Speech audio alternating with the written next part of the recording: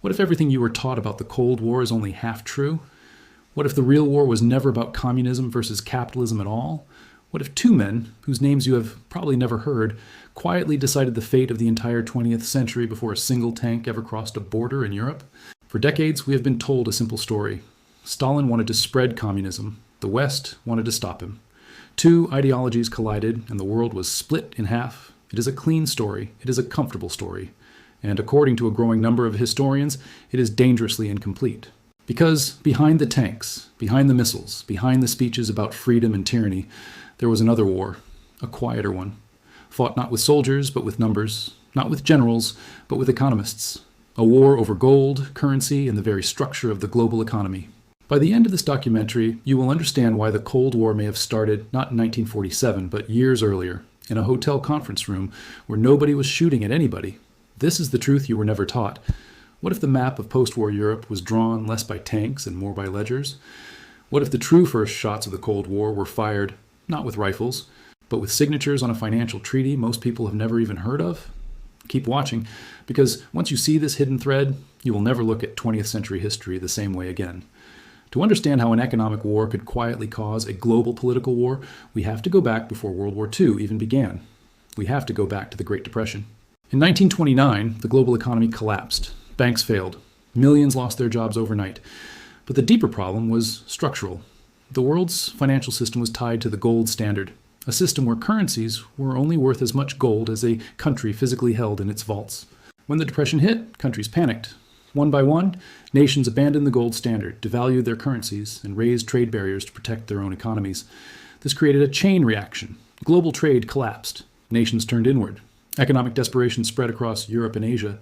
That desperation did not stay contained. It fed extremism. It fed nationalism. It gave rise to leaders who promised strength during economic humiliation. Germany, crushed by debt and hyperinflation, turned to Hitler. Japan, cut off from resources, turned to military expansion. The world was not simply marching toward war because of ideology. It was marching toward war because the global economic system had broken down, and nobody had built a replacement for it yet. This is the piece most textbooks skip past in a single paragraph, but it is the seed of everything that follows. Notice the pattern here. It is not communism that first fractures the world. It is currency collapse, broken trade routes, and the absence of any shared financial framework. Nations that could no longer trust each other's money stopped trusting each other altogether. That breakdown of trust, quiet and technical as it sounds, is the real starting point of the story historians usually begin decades later. Everyone knows the famous names of World War II: Roosevelt, Churchill, Stalin. But there is another name, one that almost never appears in classrooms, and yet may have shaped the post-war world more than any general on any battlefield. His name was Harry Dexter White. White was an American economist working quietly inside the United States Treasury Department. Few people outside of Washington had ever heard of him. But White had a vision. He believed that if the world's economic collapse had caused the war, then the only way to prevent another global catastrophe was to build a new financial system, one controlled by rules, institutions, and above all, by the United States dollar. On the other side of the ocean, in Britain, stood a man the whole world did know. John Maynard Keynes was already the most famous economist alive, the intellectual giant whose ideas had reshaped how governments understood recessions and spending.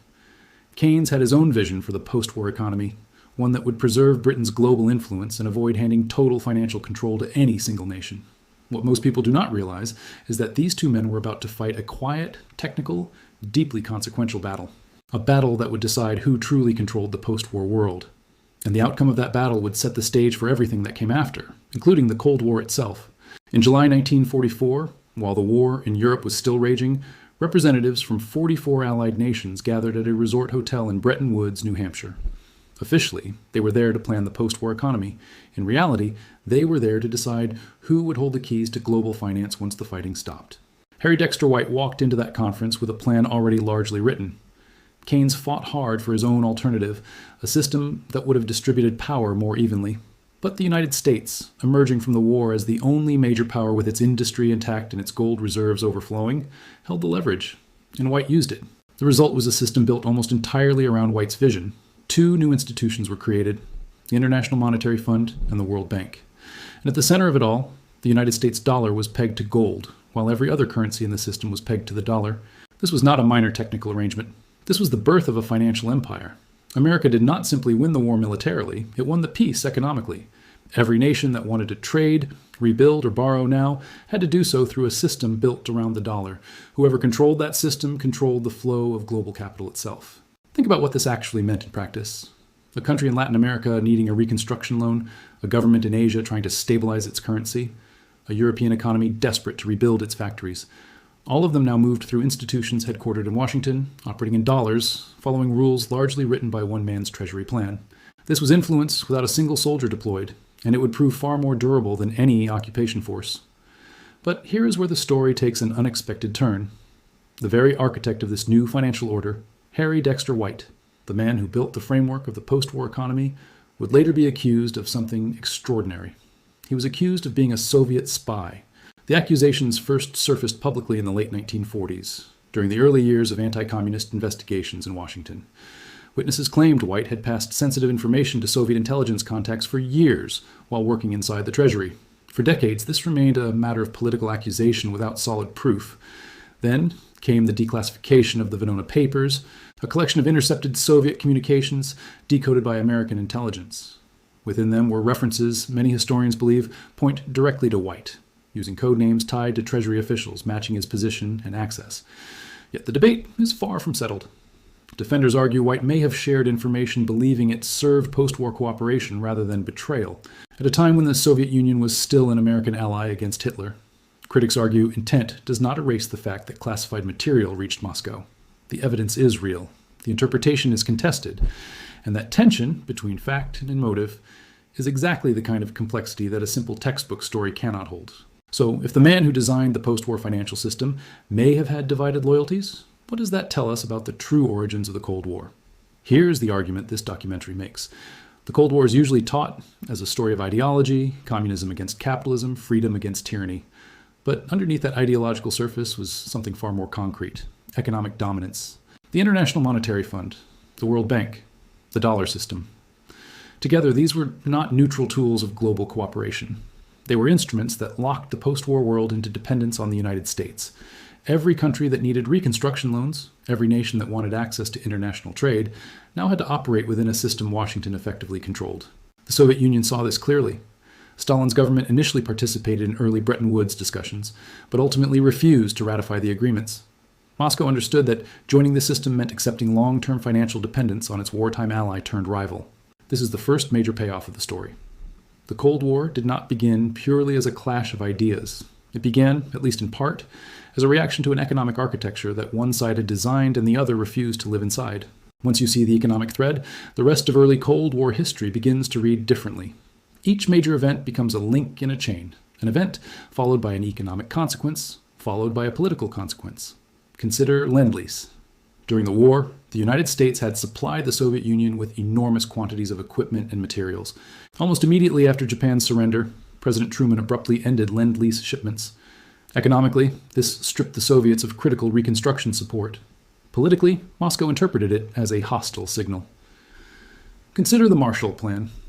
The United States offered massive reconstruction aid to war-torn Europe, but tied to conditions that aligned recipient economies with the American-led financial system. Economically, this rebuilt Western Europe on American terms. Politically, it deepened the divide, as the Soviet Union refused to participate and pressured its own satellite states to reject the aid as well. Consider the division of Europe itself. Economically, Western nations rebuilt within the dollar system. Eastern nations rebuilt within a separate Soviet-controlled economic sphere. Politically, this economic split hardened into the literal line that would define the continent for the next 4 decades. Step by step, event by event, the pattern repeats. What looks like pure political conflict is, underneath, driven by economic architecture. Once you notice this rhythm, event, economic consequence, political consequence, it becomes difficult to read any chapter of early Cold War history the same way again. The Berlin blockade, the formation of NATO, even the eventual creation of the Warsaw Pact, all of them sit downstream from decisions made about currency, credit, and reconstruction financing years earlier. The soldiers and the speeches came later. The economic lines were drawn first. Of course, not every historian agrees on how much weight to give this economic explanation. And rather than dismissing the traditional story, it is worth understanding why the debate exists at all. Traditional historians, writing largely during the Cold War itself, framed the conflict primarily as a moral and ideological struggle, Soviet expansionism against Western democratic values. Their view shaped how entire generations were taught this period. Revisionist historians, emerging later, pushed back hard. They argued that American economic and strategic interests, including the drive to dominate post-war markets, played a far larger role than the traditional narrative admitted. Some revisionists went further, suggesting the United States bore significant responsibility for escalating tensions. Post-revisionist historians attempted a middle path, acknowledging genuine ideological conflict while also recognizing the very real economic and strategic calculations on both sides. The honest conclusion is not that any single school was entirely wrong. It is that each told only part of the story. The traditional view captured real ideological stakes. The revisionists captured real economic motives that had been underplayed. Understanding the Cold War fully means holding both truths at once. This is worth pausing on because it is a rare thing for a documentary to say.